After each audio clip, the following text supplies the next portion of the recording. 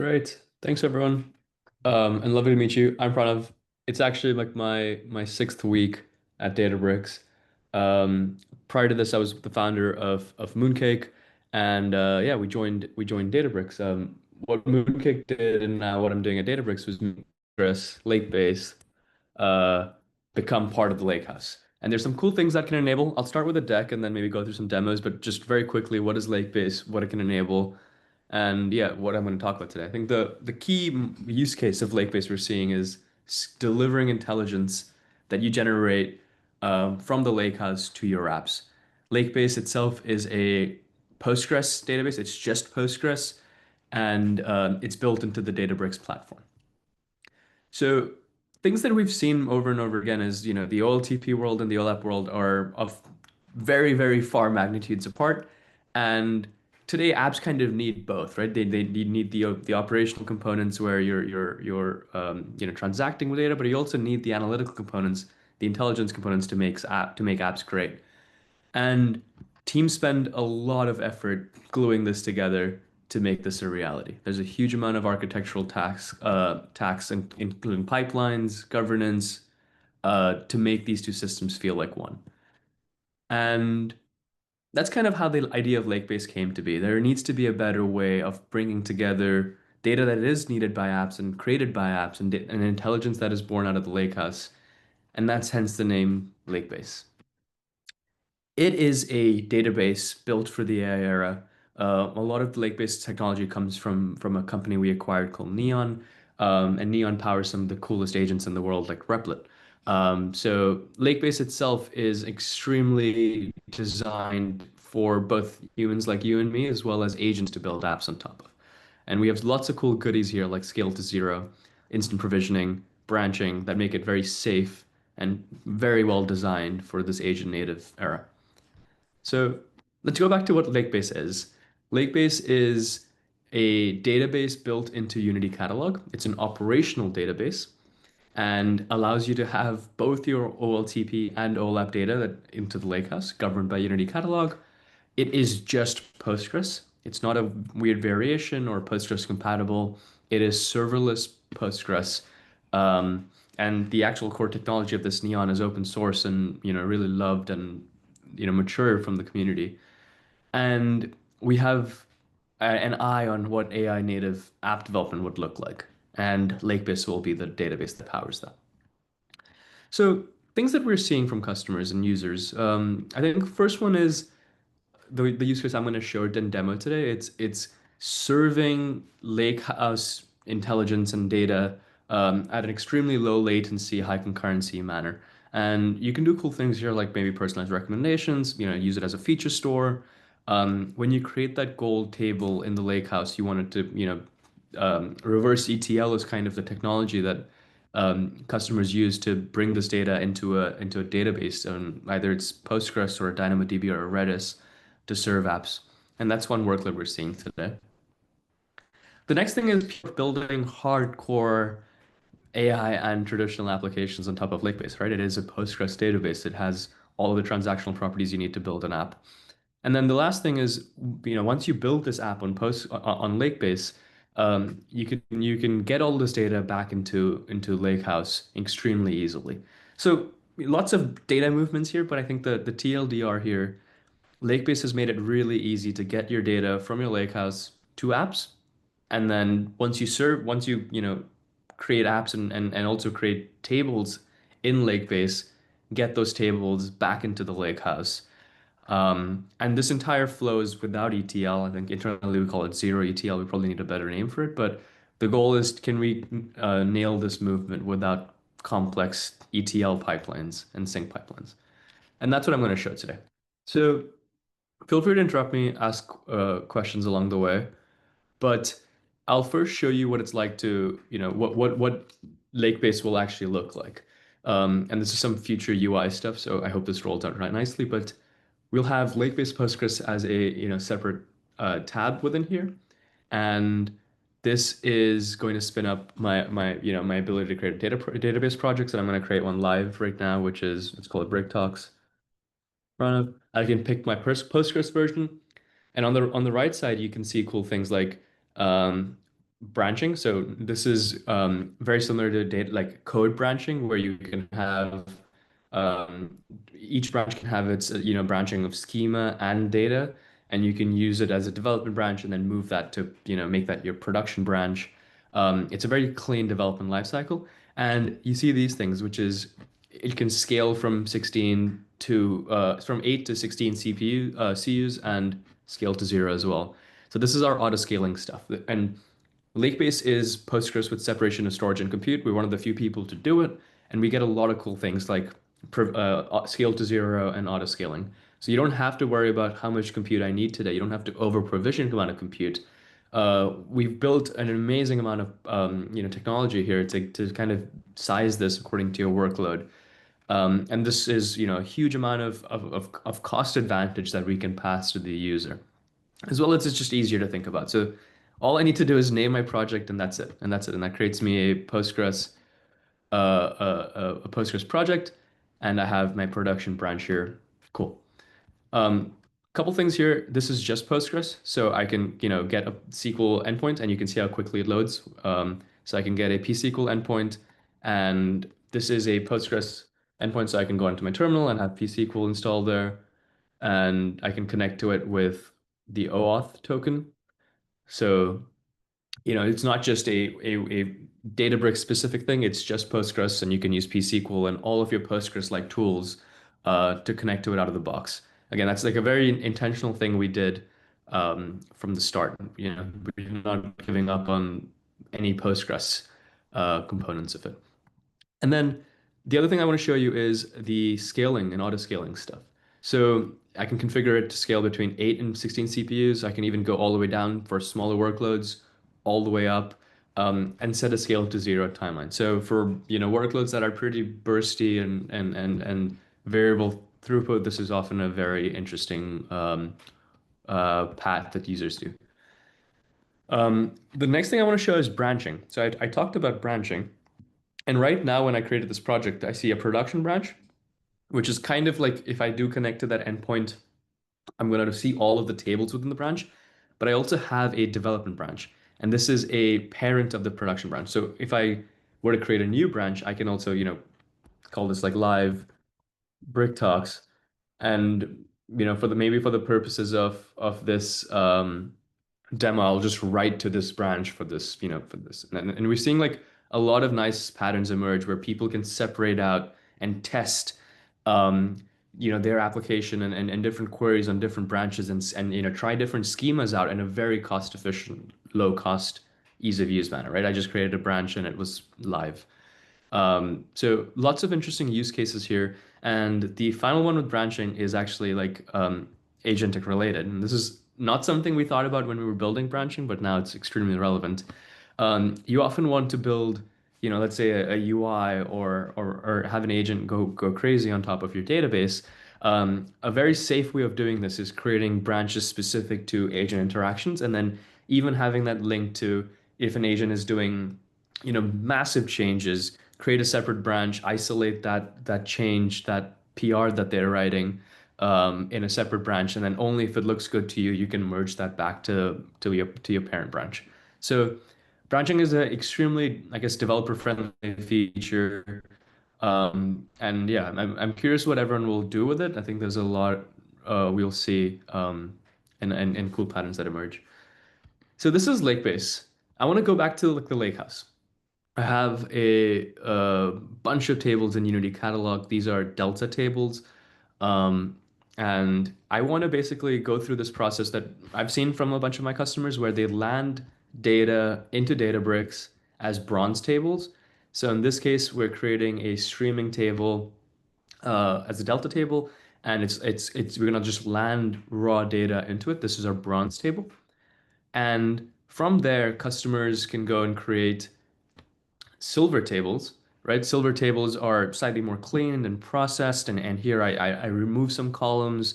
I can do some groupings by date of birth, so I like can dedupe users and have users be a single clean identity, and then finally I can create a gold table.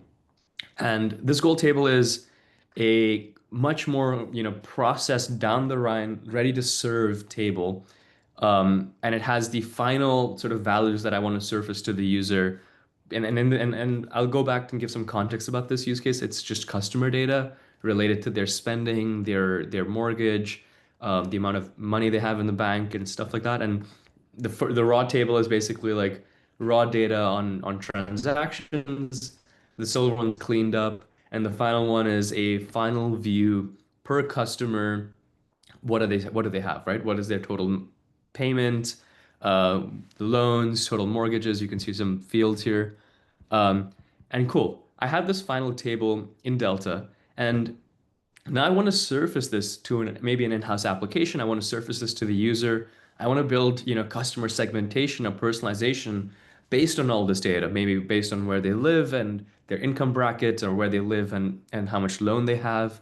And I can target them with specific ads. So this is a very common pattern we're seeing. You get raw data, you build an intelligent final view of a customer in this case, and now you want to do something with it. In this case, what you want to do is maybe, surface it in an app, or serve this at pretty low latency, high concurrency. And this is where Lakebase fits in really, really well.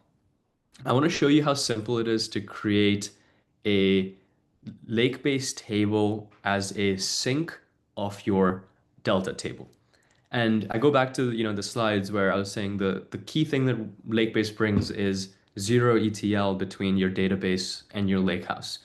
And in this context, I'm talking about the pattern where lakehouse data needs to go into the database. So I'll go into the UI, create a synced table.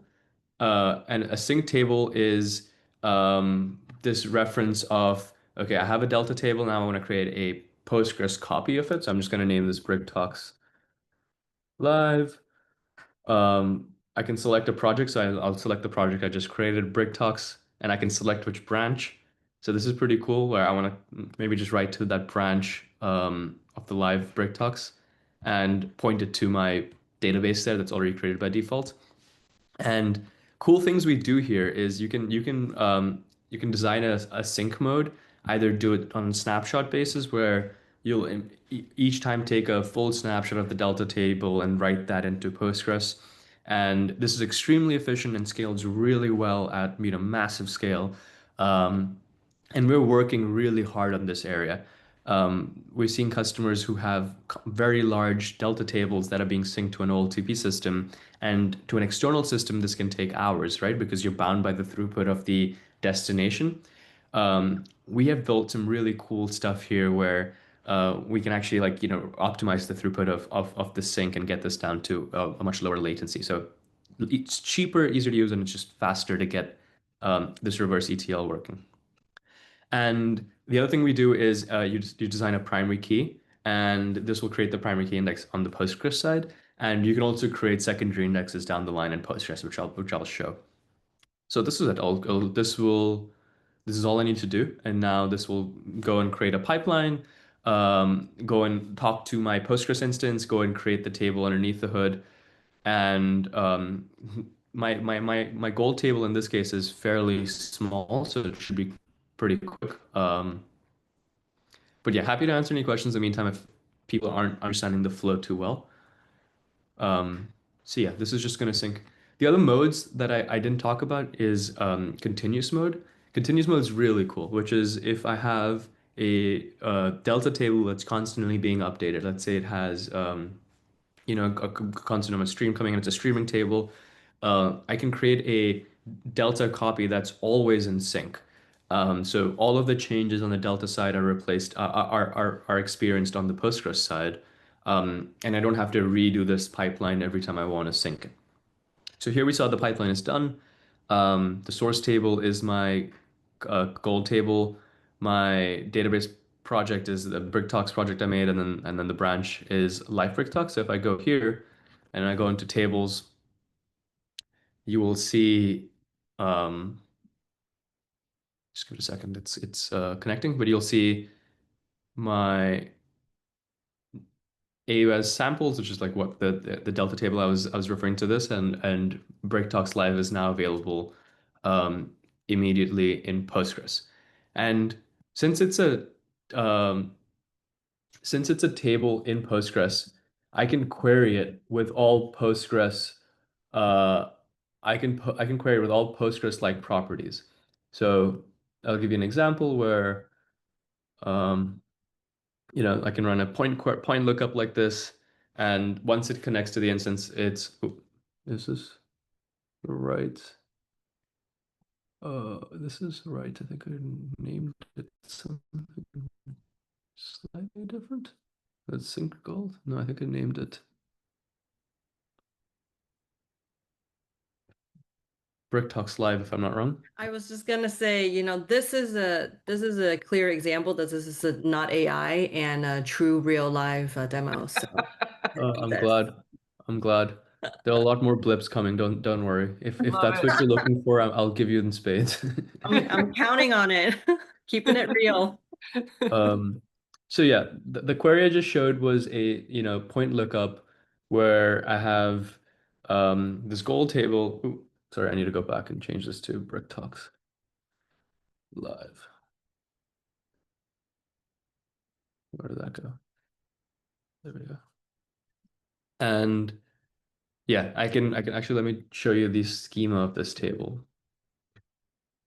So it's a this is my goal table with, user, it has emails, it has addresses, their numbers, their number of months in the current address, um, lots of, information about them. And I think the cool thing is when you get this goal table and you get this into Postgres, you can run all sorts of, lookups and dicing these tables and using that for downstream personalization at extremely high at extremely high concurrency and extremely low latency. So in this case, these queries are all millisecond queries, right? And that's the whole reason why you want to get them into Lakebase.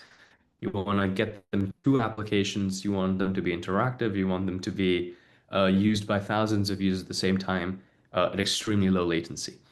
So you can do queries like that. Um, the other thing I want to show you, yeah, there's another example of a BrickTalks.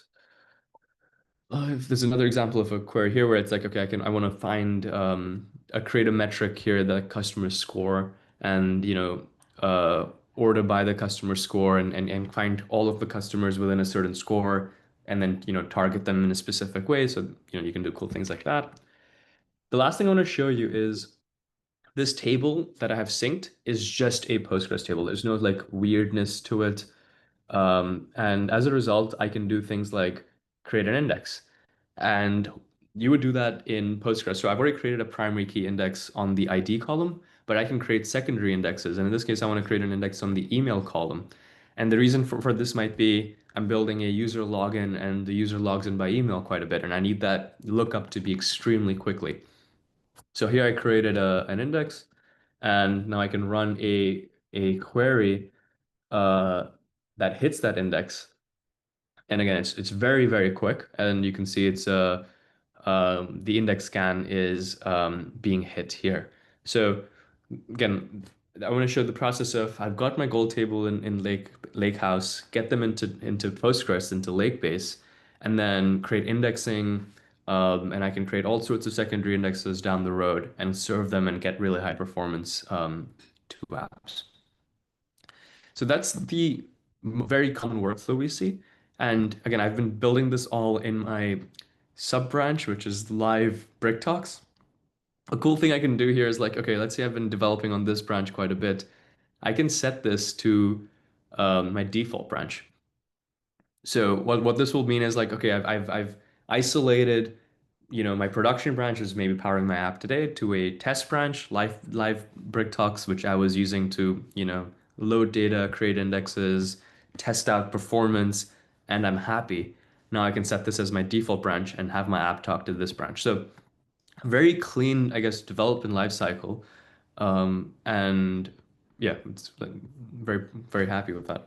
Um, the next thing I want to show is like I can also like create tables right into this Postgres instance. It's not just a read only. Like it's again, it's just I go back to the fact that it's just Postgres, and I can create tables and write data into it and update data into it at very high concurrency, again, low latency. So that's kind of like most of the demo. Happy to go into more details and backtrack a little bit if I went too quickly, but the overall flow is the movement of data between your lakehouse and your OLTP system is no longer a thing. It's no longer a separate ETL pipeline that you need to manage, you need to monitor, you need to stand up, you need to map types. This is a problem that we've kind of solved, and the sync between Lakehouse and Lakebase, and then very soon Lakebase and Lakehouse is kind of a worry for us and not you. So that's the TLDR. Awesome. Thank you so much, Pranav. We have time for questions. Who's got a question? We have any questions here? I guess your demo was so amazing, there are no questions. Actually, That's there's a question in the chat. Oh, there is. I didn't see one. Sorry. Okay, it's Manoj. One question. If I want to try building a POC in the free community edition, I think that has some limitations like no Unity catalog, DLT not available, etc. What is your suggestion for trying this in the free edition?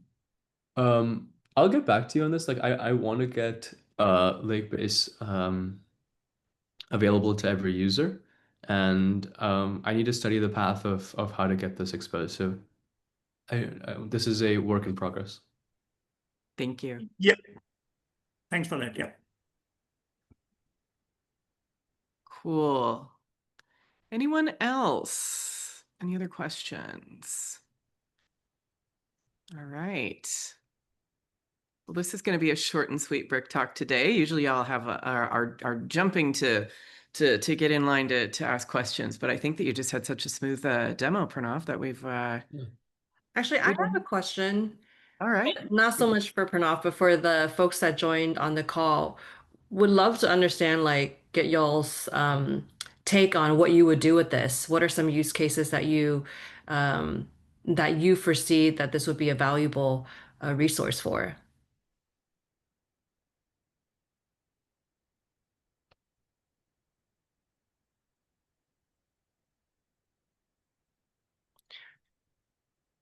Yeah, maybe I'll go, right?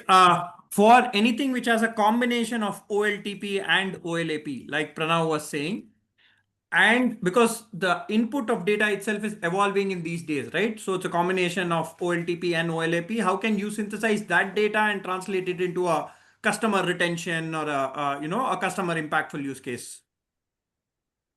Yep. That's interesting. Yeah, that's what we've seen more and more, right? Like I think before you could clearly see like two separate estates and not much needing the middle.